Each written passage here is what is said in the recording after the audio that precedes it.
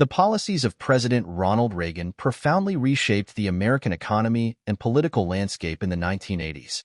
While Reagan is celebrated by some for his efforts to reduce taxes, deregulate industries, and curtail government spending, many critics argue that his policies led to significant negative consequences, especially for working-class Americans and vulnerable populations.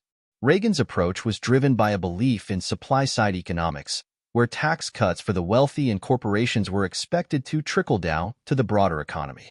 However, the outcomes of these policies were far more complex and, in many ways, detrimental to social and economic equity in the United States.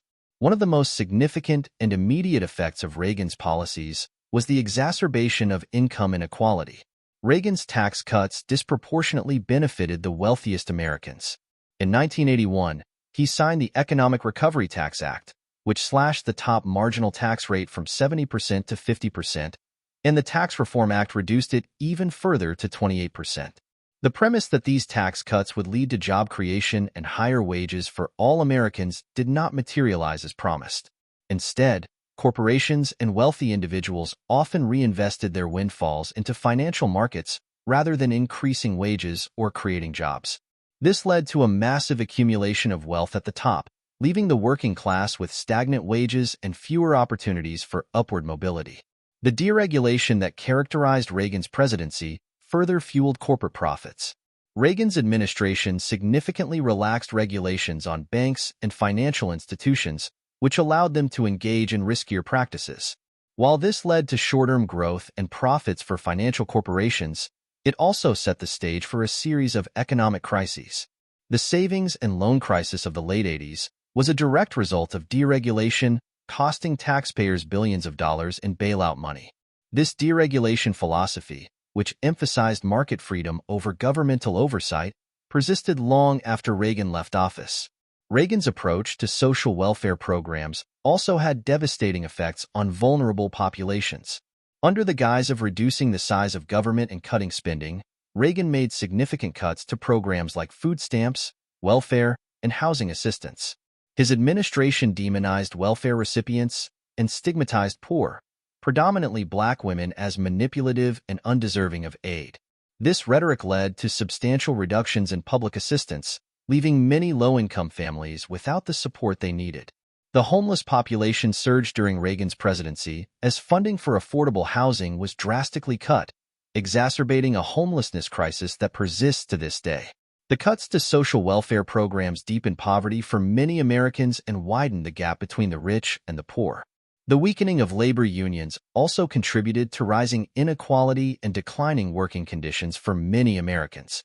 Reagan famously fired over 11,000 air traffic controllers during the Professional Air Traffic Controllers Organization strike in 1981, setting a precedent for the weakening of organized labor. This action sent a clear signal to both public and private employers that union busting and resistance to labor demands would be tolerated. As a result, union membership began to decline, and workers lost much of their bargaining power to negotiate better wages and benefits.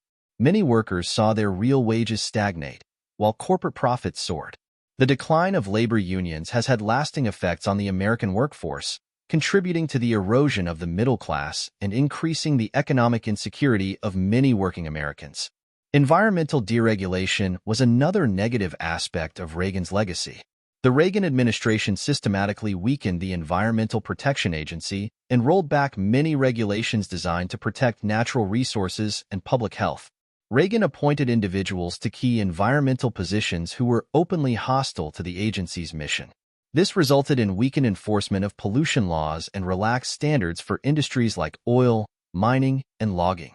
While this benefited certain businesses, it had long-term consequences for the environment, contributing to increased pollution, habitat destruction, and the acceleration of climate change. Many of these deregulations were designed to provide short-term economic benefits but ignored the long-term costs to public health and the planet's ecosystems.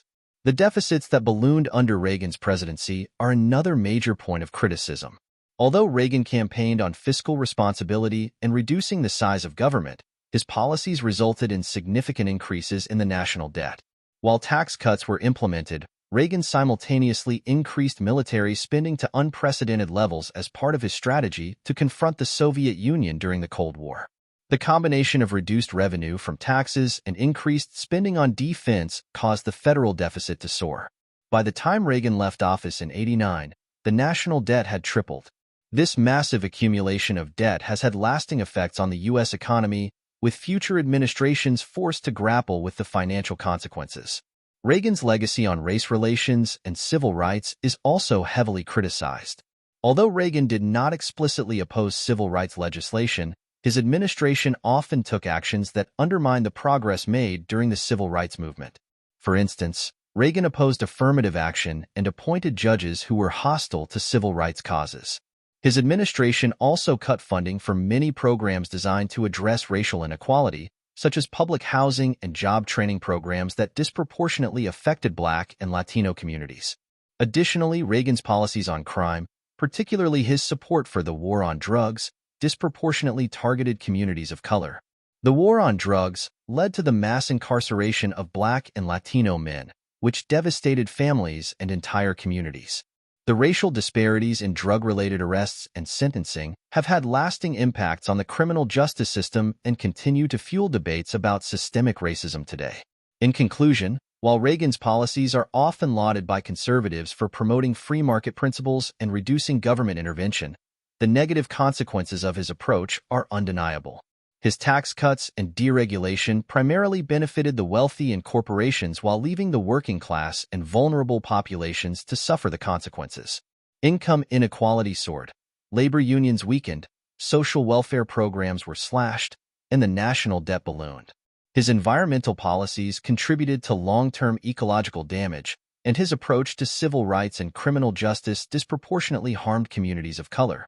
The lasting legacy of Reagan-era policies has been a more unequal, divided, and environmentally precarious America. Thank you for listening to another episode of Loopholery, your go-to podcast channel for quick, witty, and insightful takes on random topics, all in 8 minutes or less.